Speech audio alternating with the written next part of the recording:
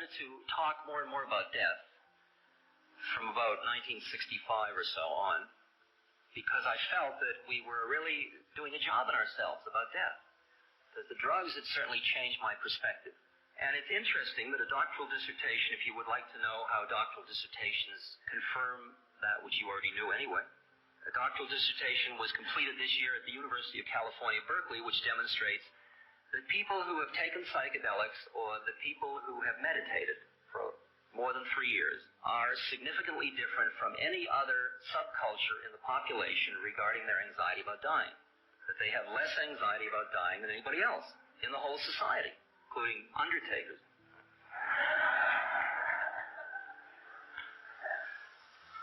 So when I came back to America these times, I started to get involved a little bit with dying, studying it, being around it.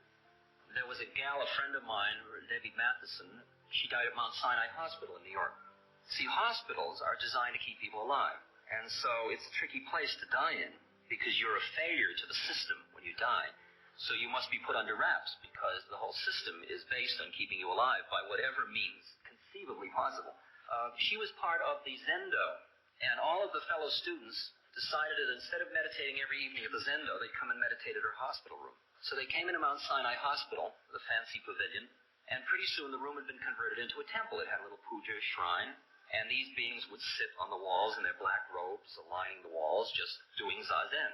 And the first evening this happened, the young residents pushed open the door to walk in with their hail, hearty, "Well, how are we doing tonight? And let's see your chart. And you been a good girl? Did you eat all your," that kind of place. And they walked into this temple. And they got, "Well, how are we doing?"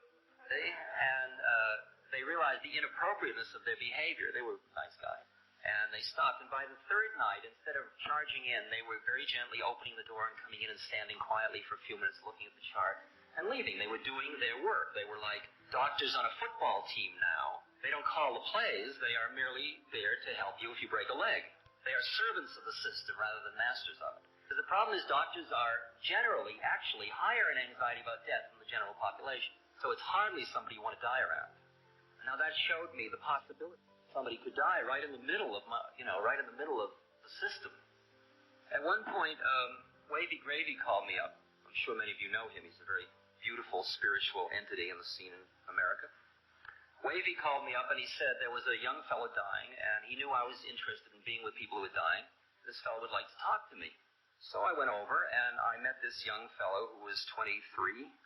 I went over and I sat down next to him and I said, "I hear you're going to die soon." He said, "Yeah.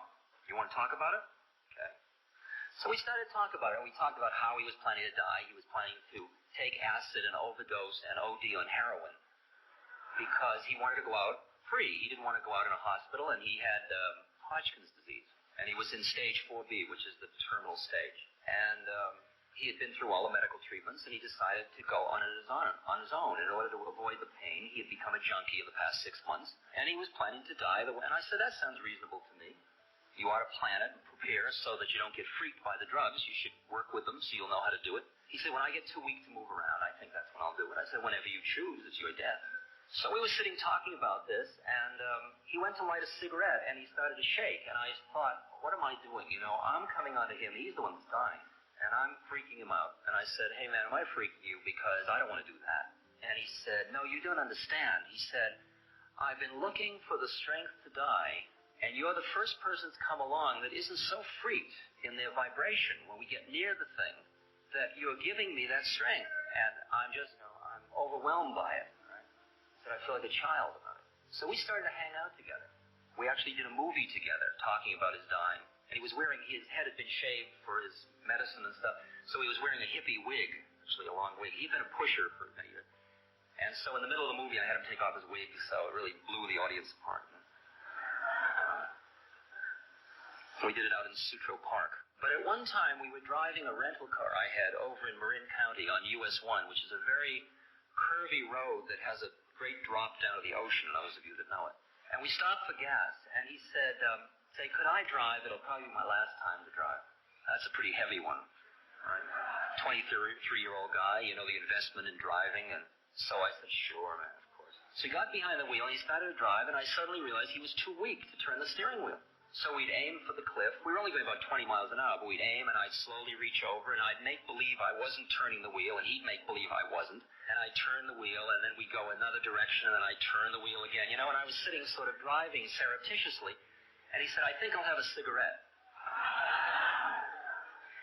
And I suddenly saw that I was involved in a conspiracy to deny the present moment. And I said to him, hey man, we're in a conspiracy here. Like at this point, you should be lying back and grooving, and I should be chauffeuring you around, and we just should relax into it instead of trying to hold on to the past.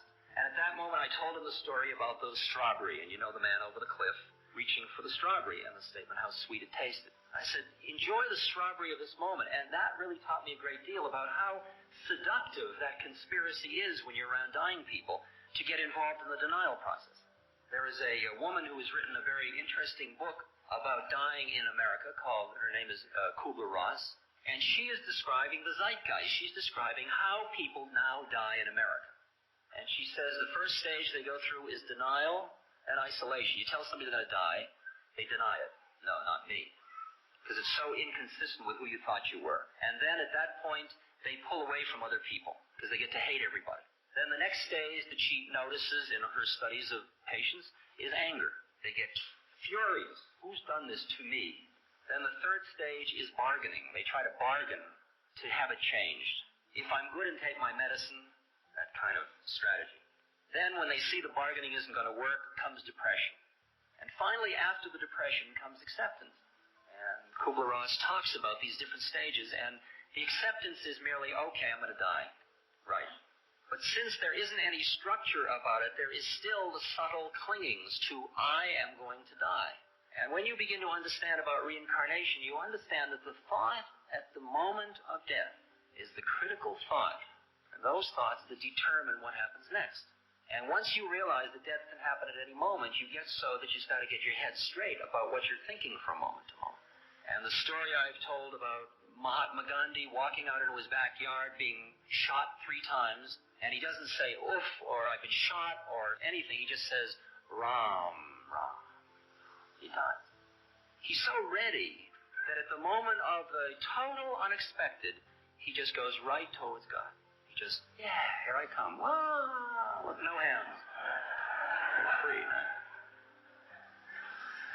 Recently I sat with a woman in Los Angeles. Her name was Ginny Pfeiffer, and you're going to see a picture of her dead on the screen that Laura Huxley took of her the next day. She lived with Laura and Aldous for many years. And when Laura took this picture, in order to keep her mouth closed, she had to stick chewing gum in to keep the mouth together. Laura called me to tell me that Ginny just insisted on having chewing gum right at the end. There's a certain macabre humor between Laura and Ginny and I about this death, because we all went through it very much together. That Laura was with Ginny. Ginny died at home, and Laura and Ginny and the doctor, and sometimes me when I was there, would discuss how much feeding, intravenous feeding, how long Ginny wanted to continue to live. The doctor can't kill you, but the doctor doesn't have to keep you alive if you don't want to stay alive. That's up to you. And it was totally collaborative. Now, Ginny was an intellectual. She was part of the Ernest Hemingway crowd. And so she wasn't much of a mystic. She thought it was all kind of bullshit. So when I came to visit her the first time, she was still full of arguments. And she said to me, what do you think about all this dying business? And I told her, and she says, I think it's crap. Okay, Ginny, I still love you. But then later, when I came back to visit her, she was very weak. And I just like to define this scene because it's a very critical scene in my understanding of the process. She was too weak for me to talk to her, and she was in great pain. She was dying of cancer of the nervous system, which is a very painful death. And she was writhing in pain on the bed. Right? Just writhing, continuous writhing. And I came in and I sat down next to the bed, and I proceeded to meditate. And I didn't meditate by going away from her. I meditated with my eyes open, and I meditated on her decaying body. I did the Buddhist meditation on the decaying body. And I saw the pain, and I saw the decay, and instead of freaking behind my emotions, I let them be here and just stayed with it until I was with the decaying body. And it got very, very, very peaceful and deep in the room. And it was quite an extraordinary moment, and she turned to me, this was after about 20 minutes, and she said to me, I feel so much peace. And all the time, her body was writhing in pain. And I began to appreciate that the pain was there, it didn't go away, but she had pulled herself out from being identified with that person who was in pain. Stan Groff, who's a very dear friend, has been doing work with LSD in terminal cancer patients. Originally, Eric Cast was doing it at the University of Chicago, giving LSD to people who were dying. And like I remember reading in the World Medical News, a nurse saying, "Yes, I know I am dying of cancer, but look at the beauty of the universe." That moment, she had extricated herself from an identification with that which was dying, and she was identified with the universe, of which her death was just a part of it. And since dying after puberty and among things like child rearing and so on, giving birth, are the most profound things in our lives, we owe them the respect to work with them, to prepare for them, to deal with them consciously. It is said that a man who dies before he dies does not die when he dies. Or Confucius said, one who sees the way in the morning can gladly die in the evening. Well, what all this has led to in my head is a program for what are called Centers for Dying. I'm trying to help us